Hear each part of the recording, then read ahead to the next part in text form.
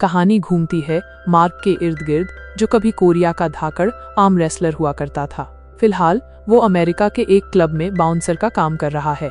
एक शाम उसका पुराना साथी जीन की उससे मिलता है और उसे आर्म रेसलिंग मैच में हिस्सा लेने के लिए कहता है। मार्क को कोई इंटरेस्ट नहीं है, लेकिन जीन की हार नहीं मानता और उसे मना लेता है। वो क्लब के दूसरे कोने में जाते हैं जहां लोग मैचों पर दांव लगा रहे हैं। मार्क का अपोनेंट पूरी रात से जीत रहा है, जिससे मार्क अंडरडॉग बन जाता है। किसी को उस पर दांव लगाने का मन नहीं करता, जो जीन की के लिए फायदेमंद साबित होता है। मैच शुरू होता है और मार्क दिखा देता है कि वो प्रोफेशनल आर्म रेसलर क्यों था। अपोनेंट पसीने पसीने हो जाता है, लेकिन मार्क का हाथ इंच भर भी नहीं हिला पाता। मार्क बिना ज्यादा मेहनत किए जीत जाता है, जिससे जीन की को मोटा मुनाफा होता है। पंगा तब होता है जब हारा हुआ अपोनेंट हार मानने से इनकार कर देता है। वो जीन की को मारता है, जिससे मार्क और कुछ कस्टमर्स के बीच हाथापाई हो जाती है। इस झगड़े के चलते मार्क को नौकरी से निकाल दिया जाता है।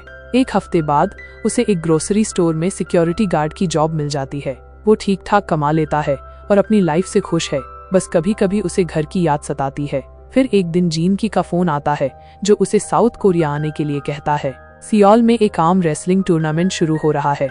विनर को इंटरनेशनल लेवल पर खेलने का मौका मिलेगा। मार्क अपनी पुरानी मेडल्स को गौर से देखता है और फिर अपनी जिंदगी का सबसे बड़ा रिस्क लेने का फैसला करता है। सियोल पहुंचने पर जीन की उसे लेने आता है।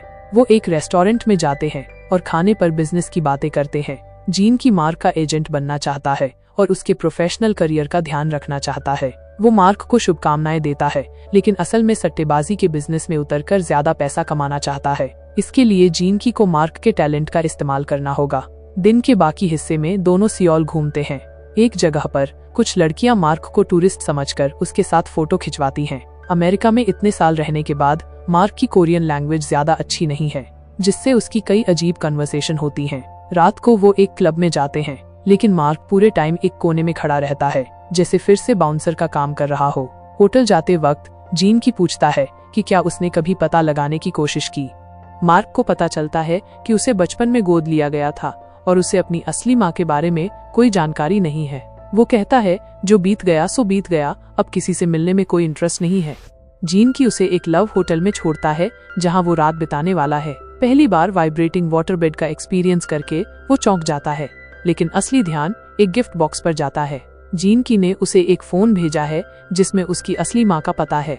दूसरी तरफ जीन की यू नाम के एक बड़े लोन शार्क से मिलता है और मार्क को स्पॉन्सर करने के लिए कहता है। पहले तो यू के आदमियों ने उसे उल्टा लटका दिया, क्योंकि उसने बिना परमिशन बात की थी, लेकिन मार्क का एक वीडियो देखने के बाद यू उसे स्पॉन्सर करने के लिए मान जाता है। उसकी शर्त है कि मार्क पहला मैच जीतेगा और दूसरा हारेगा।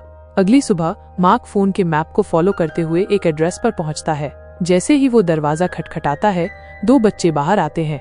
मार्क को देखकर वो डर जाते हैं। उन्हें लगता है कि वो कोई जानवर है, इसलिए वो बिना कुछ कहे चला जाता है। बच्चे अपनी माँ सुमी को बताते हैं कि एक अजीब आदमी उनके घर के सामने खड़ा था। सुमी और बच्चे खिड़की से मार्क को जाते हुए देखते हैं। सुमी एक थ्रिफ्ट स्टोर चलाती है, जो आजकल ठीक से नहीं चल रहा है। उस पर यू का बहुत कर्ज है और वो उसे हमेशा परेशान करता है।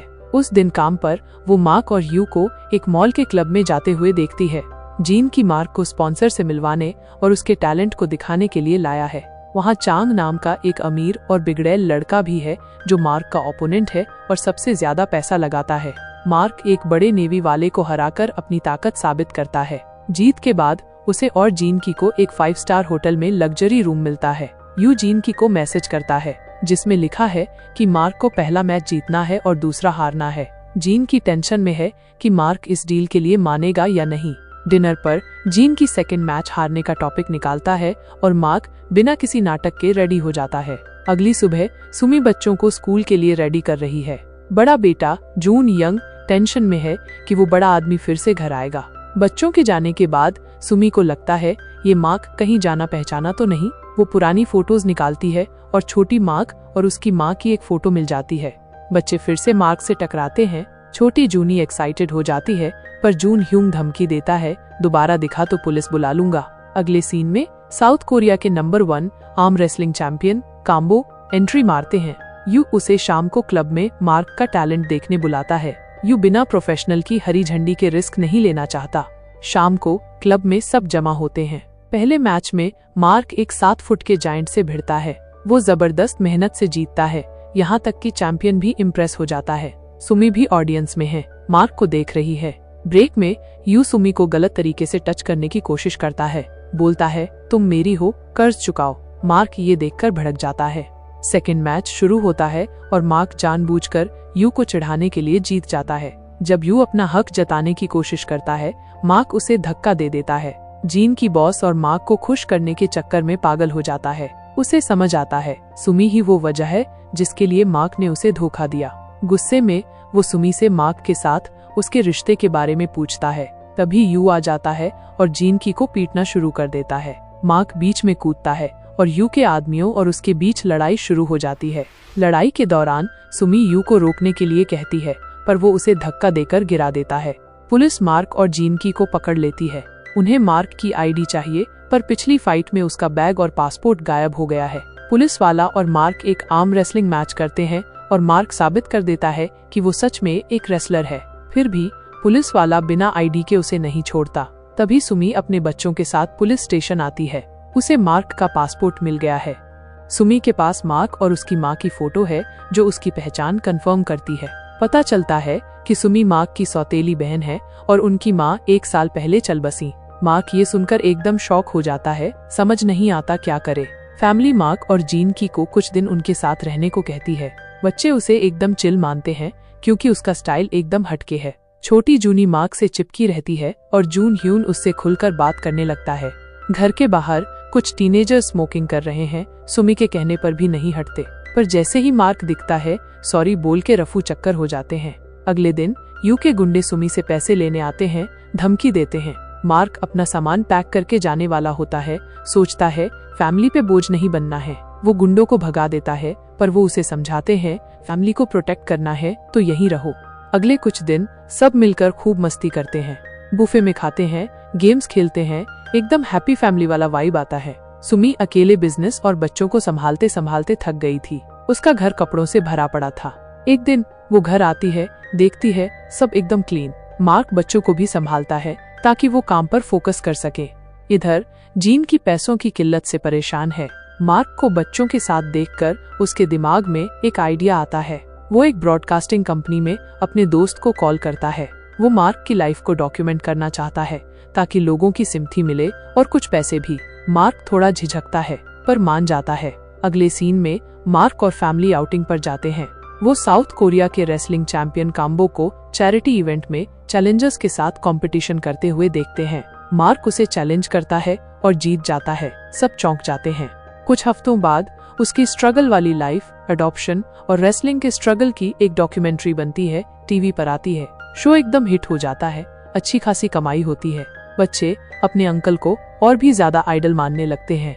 एक दिन स्कूल जाते हुए वो एक औरत को मार्क की बुराई करते हुए सुनते हैं। जूनी कहती है मेरे अंकल चैंपियन हैं और उससे वादा करवाती है कि वो उसके लिए नेशनल चैंपियनशिप जीतेगा। अगले सीन में हम जीन की के पापा से मिलते हैं जो बूढ़े हैं पर मेहनत करते हैं। जीन की ज्यादा पैसे इसलिए कमाना चाहता है ताकि वो अपने पापा को एक लग्जरी लाइफ दे सके जहां उन्हें काम न करना पड़े। उसी दिन जून ह्यून मार्क को कॉल करके वो ईमेल्स दिखाता है जो उसकी माँ हर रोज लिखती थी। मार्क को पता चलता है कि उसकी माँ की जिंदगी का सबसे बड़ा रिग्रेट उसे गोद देना था।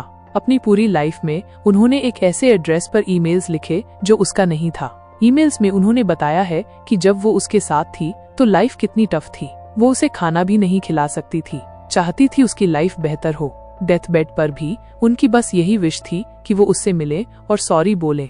मार्क को ये भी पता चलता है कि सुमी उसकी सौतेली बहन नहीं है। उसकी माँ ने उसे तब अडॉप्ट किया था जब उसके पेरेंट्स चल बसे थे। ये नए खुलासे मार्क को सुमी पर भड़का देते हैं कि उसने उसे कभी सच क्यों नहीं बताया। अगले सीन में फैमिली मार्क की माँ की ग्रेव पर जाती है। रास्ते में वो सुमी के झूठ का पर्दाफाश करता है। मार्क ने डिसाइड किया है कि वो हमेशा के लिए उन्हें छोड़कर अमेरिका वापस जाएगा। जीन की उसे रोकने की कोशिश करता है क्योंकि उसका टूर्नामेंट 1 हफ्ते में है, लेकिन फ्रस्ट्रेटेड मार्क उस पर पैसे के लिए दोस्ती का यूज करने का आरोप लगाता है और निकल जाता है। अगले मोन्टाज में हम साउथ कोरिया के चैंपियन काम्बो को चैंपियनशिप के लिए प्रैक्टिस करते हुए देखते हैं।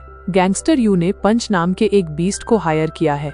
वो एक बेरहम आर्म रेसलर था जो हर उस हाथ को तोड़ने के लिए फेमस था जिसके खिलाफ वो खेलता था। कुछ साल पहले उसे गेम्स में परफॉर्मेंस पिल्स यूज करने के लिए अरेस्ट किया गया था। मार्क भी चैंपियनशिप टाइटल जीतने के लिए जी तोड़ मेहनत करता है। फिर टूर्नामेंट का दिन आ जाता है। बच्चे घर पर अकेले हैं जब उन्हें याद आता है कि उन्होंने मार्क का मेडल वापस नहीं किया। इस बहाने से वो एक बस में चढ़ते हैं और उसे रेसलिंग करते देखने के लिए अखाड़े की ओर जाते हैं। थोड़ी देर बाद सुमी को अखाड़े में अपनी फ्रेंड का कॉल आता है और उसे अपने बच्चों को लेने के लिए भागना पड़ता है। कंपटीशन शुरू होता है। पंच, मार्क और काम्बो को 3 अलग अलग ग्रुप्स में रखा जाता है। वो अपने अपने ग्रुप्स के मैचेस में डोमिनेट करते हैं और सेमीफाइनल में पहुंचते हैं। एक बेरहम पंच अपने कई ओपोनेंट्स को घायल करता है और फाइनल में जाता है। करोड़पति इन्वेस्टर चांग और उसके लोगों ने पंच पर अपना सारा पैसा लगाया है। मार्क के परफॉर्मेंस को देखकर उन्हें सारा पैसा हारने का डर है, इसलिए चांग यू को ये सुनिश्चित करने के लिए सब कुछ करने का ऑर्डर देता है कि उनका प्लेयर जीते। यू बदले में जीन की को $2 मिलियन देता है ताकि वो मार्क को काम्बो के खिलाफ सेमीफाइनल में हारने के लिए मना सके। जीन की पैसे ले लेता है और अपने फ्रेंड को बताने जाता है, लेकिन मार्क डील को सील करने से इनकार कर देता है। पैसा उनके सभी कर्जों को चुका देगा और उनकी लाइफ की विशेस को पूरा करेगा, लेकिन ये जूनी से किए गए प्रॉमिस के लायक नहीं है। इसलिए वो एक इंटेंस मैच में काम्बो से रेसलिंग करता है और एंड में जीत जाता है। मैचेस के बीच ब्रेक के दौरान यू जीन की को पकड़ लेता है और उसे पीटना शुरू कर देता है, लेकिन गुंडों को मार्क रोक देता है। वो गैंगस्टर को फ्लोर पर धक्का देता है और अपने फ्रेंड को बचाता है। जीन की पैसे के बारे में भूल जाता है और उसे किसी भी कॉस्ट पर जीतने के लिए कहता है।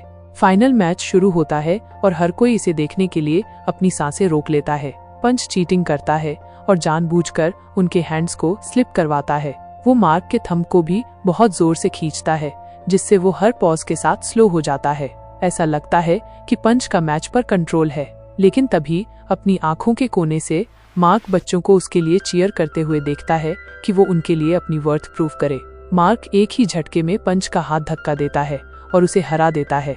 आखिरी सीन में मार्क टेलीविजन पर अपनी माँ को बताता है कि वो उससे प्यार करता है। वो उसके इतने दुख उठाने के बारे में सोचकर रोने लगता है।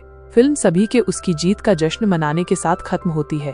Thanks for watching. Please channel को लाइक, शेयर और सब्सक्राइब करें।